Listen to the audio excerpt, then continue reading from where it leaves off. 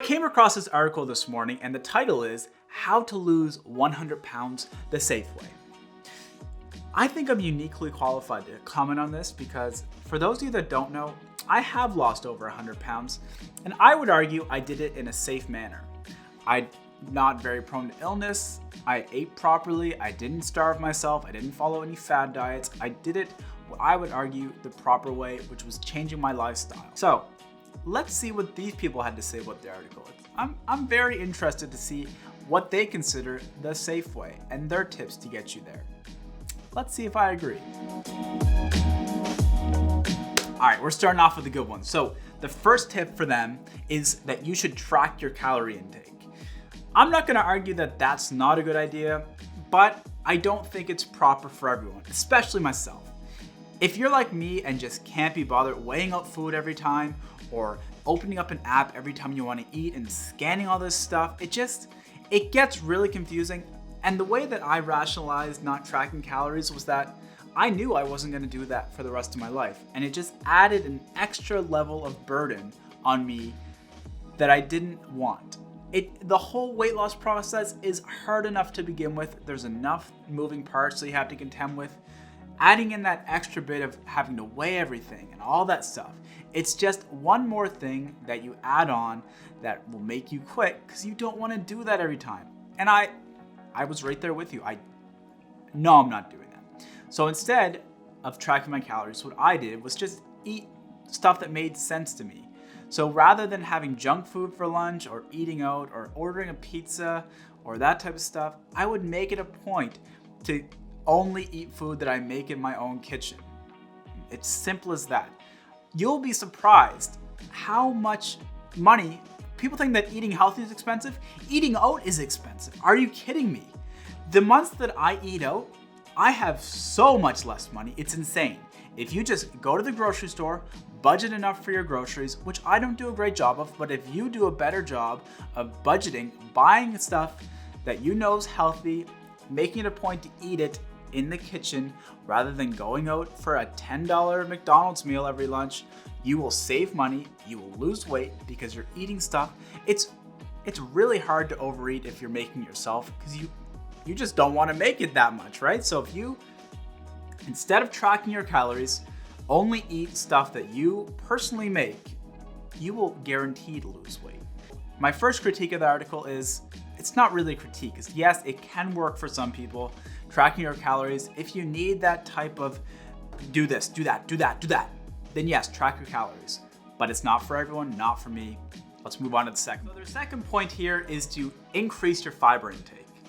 I don't really have a comment on that, but I guess I technically probably did increase my fiber intake because I started eating a lot more vegetables. So I guess, yeah, I totally agree with that. You should increase your vegetable intake, so I have no complaints with that point. The third point is that they say you should increase your protein intake. And I kind of have I don't disagree with them, but I don't think that protein's the right word. I think the right way that you should do it is to increase your healthy fat intake. So they mentioned a few items here. I think it's like, they say meats, seafood, eggs, nuts, seeds, legumes, all that stuff. Those are, for the most part, have a lot of healthier fats, right? So I think it's the fat for me more so than the protein that keeps me satisfied. So their whole point here is that protein keeps you full longer. And I actually don't necessarily agree. I believe it's the fat within that keeps you satiated for a longer time, which is why these diets like the ketogenic diet, Atkins diet, low carb, high fat are so, they make you full for so damn long, and that's why people think they work. But I'll leave that opinion for another time. So I semi-disagree with them because I think they worded it incorrect. I think it's not the increased protein intake, I think it's the increased healthy fat intake. So I would add to their list avocados, cheese. Cheese is another good one. I eat a lot of cheese. Maybe not the best for my stomach or my health, but you gotta have stuff you love because that's just all part of the weight loss process too. You can't cut everything out, right? Who wants to do that? So the next point here is to cut back on refined carbs. And well, yeah, obviously, everyone knows that. Everyone knows we shouldn't be having cakes, We shouldn't be having white bread. We shouldn't be having white pasta. We shouldn't be reaching for the sour gummies. We shouldn't be reaching for these chocolate bars. Obviously not. Everyone already knows that. So I can't disagree with them on that point, but it just kind of enrages me that they need to fill this list so much that they had to include that. And I'm sorry if you didn't know that all these types of foods are bad for you. I don't mean to offend you, but you should have known. You should have known that you shouldn't have had that fourth chocolate bar and expected to have lost weight. You can't do that. I'm sorry, you just can't. On to the next one. I think this is the most important one on the list. Throw everything aside, it doesn't matter if you don't have this one thing right here, so I completely agree with them. And that is holding yourself accountable. No one cares if you're gonna lose weight. Of course, your loved ones, if you're morbidly obese or just your health is declining because of your weight, they may care. But for the most part, Joe Blow on the street does not care if you're gonna lose weight. They don't care if you give up. It's only on yourself to hold yourself accountable. They do mention here that you should have a food journal and use that to hold yourself accountable. But again, it goes back to that first point. I don't want to add an extra level of complexity onto the weight loss journey. That's just not how I do things. I like to keep things nice and simple, use my common sense to kind of guide me through the process. But like I said, if you're someone that needs that routine of writing things down and making sure that it's all in line, it definitely could help to have a food journal to keep yourself in track. They do say to weigh yourself regularly as well, and I actually kind of disagree with that. I think that you should only aim to weigh yourself maybe once a week and try to do it on a Sunday morning, before breakfast, after you use the washroom if possible. And the reason for that is I found during my weight loss journey, I fluctuated a lot. And those fluctuations had me very, very discouraged on some days because you would eat very well, but you're very bloated in the morning for whatever reason, it just happens. And then you could be 2 pounds heavier than the day before. Although that logically doesn't make any sense because in order for you to have gained 2 pounds of fat, you would have had an extra 7,000 calories the day before. I don't know you, so I don't know your life, but for me, I don't think that was possible in my weight loss phase. Now, it's a whole other story when we go back to when I wasn't trying to lose weight. Oh, Lord. Lord, I could pound back an extra 7,000 calories in donuts alone. Donuts alone. Damn. But I don't think that weighing yourself's a great idea every single day. Kind of disagree with them on that, but this is the number one point on the list for me. You have to hold yourself accountable. If you don't hold yourself accountable, no one else will. They also mentioned to have an accountability partner. Throw that shit out in the water. You don't need an accountability partner. You need yourself. You need your damn self. So this next one is kind of a repeat of the third point, whatever the fiber one was. They say to fill up on vegetables. Now, again, this should be something people know, but it's okay. Vegetables are very, very important. You need to make sure that you're having vegetables with your lunch and dinner at least. If you're not a big breakfast eater or you just want to have like a bowl of oatmeal, that's fine. You don't have to worry about that. But through your snacks and all the other meals throughout the day, you should definitely be aiming to have at least a serving of vegetables. Absolutely, 100% agree with this person. Fantastic point. Now, vegetables can be quite expensive. That is 100% true. If you go to the grocery store and have a bell pepper, it's probably in the ballpark of $3 to $5 for 2, maybe 3 if you're lucky. So one thing that I would suggest is to buy a lot of frozen vegetables. These really help you cut down on costs because you get so many of them. You can cook them very quickly. They're not a hassle. You don't need to chop them up. But definitely buying fresh vegetables can be expensive, and it adds that extra burden of having to chop them up every time, wash them, because it's just, you don't know whose hands are on them. So if you don't wash your vegetables, another decent point, but you just repeated yourself at this point there, buddy. So let's move on to the next. So they say to do more cardio, and I completely agree, but I think you also need to balance that with a little bit of weight training. So what I mean by weight training is if you want to do resistance bands or dumbbells or anything like that, those are very important because for me, I found that when I wasn't doing these, I was more prone to having that extra skin. But maintaining my muscle structure throughout my weight loss process, it helped me not have as much extra skin as I probably would have. Now I do have a little bit, that's okay. We all do. Battle scars. They're dang battle scars. But the point is, you shouldn't just do cardio. They do make a really good point here, or they mentioned a few studies anyway, that say the people that did more cardio over a year lost more weight. That's definitely true.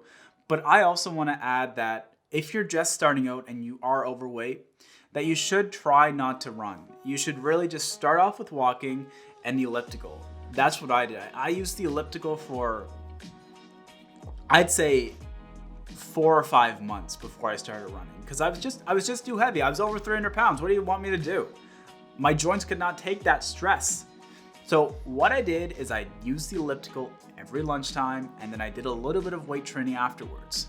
It started off with a 15-minute elliptical session and then into 10 to 15 minutes of weights consistently every workday, so 5 days a week. I didn't go to the gym on the weekends. It was too far away from me, but every single day during the week, I'd be in the gym at lunchtime. If you can find time to do that, that is golden. You will be losing weight like no one. You will be the jealousy of all your friends, I guarantee it. But I want to add a little bit more onto that, because as I've learned through the years is that the best way to burn fat is to do low intensity cardio. People think that doing these high intensity workouts are the bee's knees. You're gonna lose so much more weight, but let's stop and analyze that for a second here. So, if you're gonna be doing a high intensity workout Monday, Tuesday, Wednesday, Thursday, Friday, how do you think you're gonna feel? You're gonna be sore, especially if you're not used to working out. You're gonna be so sore that you're likely gonna skip the gym the next day. I'm not wrong. You know deep down that you are gonna skip the gym if you go too hard. So what's the point? Why not do very low intensity workouts each and every day to stay consistent? This will make sure that you're able to maintain going to the gym, working out every day, because in the long run, if you average it out, low intensity workouts may burn less calories at the time, but if you're doing that workout 5 times a week, burning at 200 calories each time, compared to just burning 300 calories in that one high intensity workout, but only able to do it 2 times a week, I don't know. But to me, 1,000 calories sounds like a lot more than 600. But I ain't a scientist though. I ain't a scientist. I'm just telling you the numbers. I'm telling you the numbers, the dang truth. So you gotta make that decision for yourself. Don't listen to these high intensity everywhere, because you're not gonna do it. I got a little bit ahead of myself. The next point here is to try resistance training. So they catch my drift. They know what I was trying to say. Yeah. So I definitely agree with this. And they say that it helps boost metabolism and all that stuff. I don't know about that. I have no clue. Maybe it does. I'm sure it does. I'm not a health scientist. All I know is the practical stuff. I know what I did. I know what worked.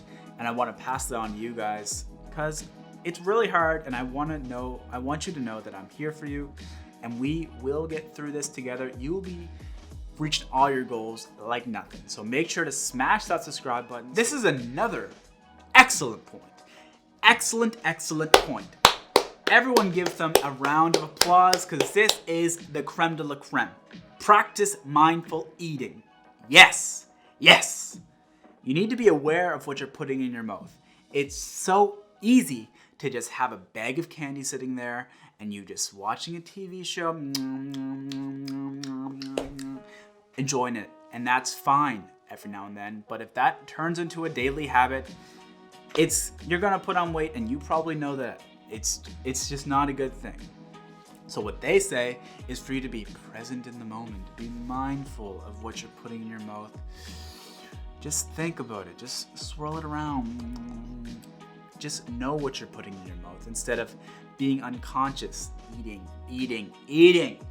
I'm gonna show you what unconscious eating looks like. So I picked up some pistachios and I had them sitting on my desk, and I was working on some video. And anyway, look, I ate like way too many pistachios. That is mindless eating. But pistachios are harder to mindless eat, but I did it somehow, because you have to crack them open each and every time. But I managed it because they're fantastic. And that's just how the human body is programmed. We want to eat, and we will eat if it's there. So this is a great point. You got to practice mindful eating. And I definitely did that throughout my entire weight loss journey. And now it's just something I do automatically. So that's the great thing with these. The more you do it and practice it, the more it's just going to become second nature.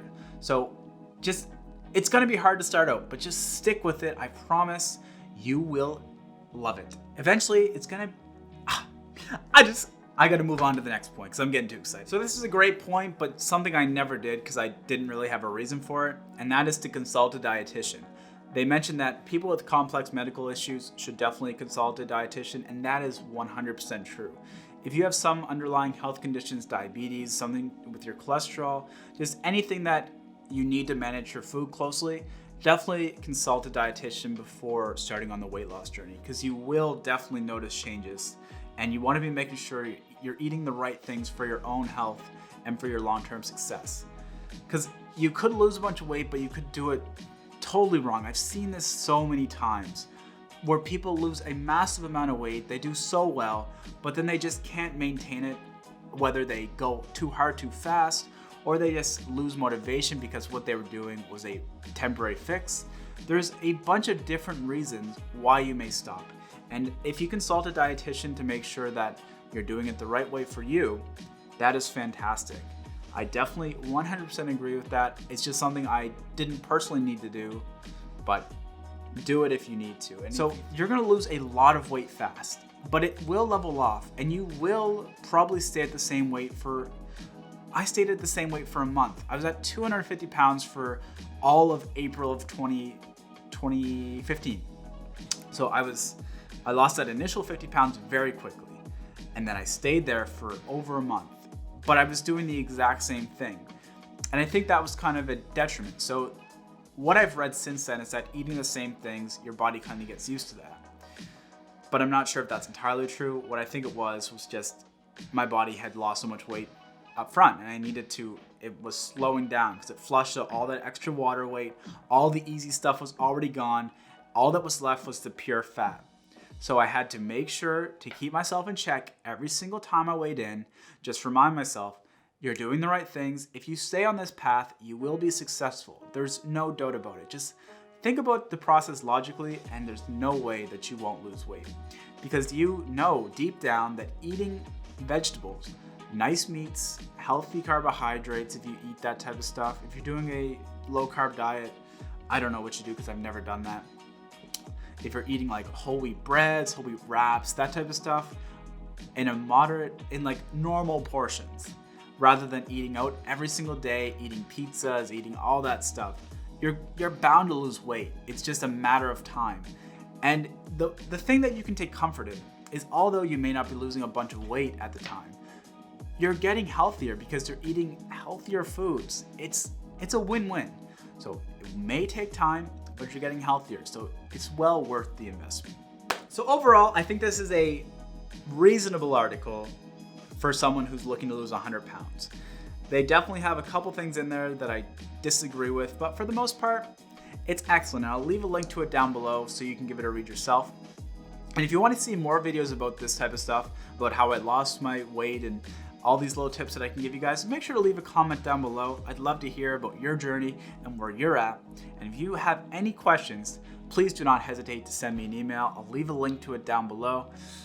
All right, I'm gonna go have a haircut because, as you can tell, I'm looking like a Sasquatch. So have a fantastic day. I'll catch you in the next video. Peace.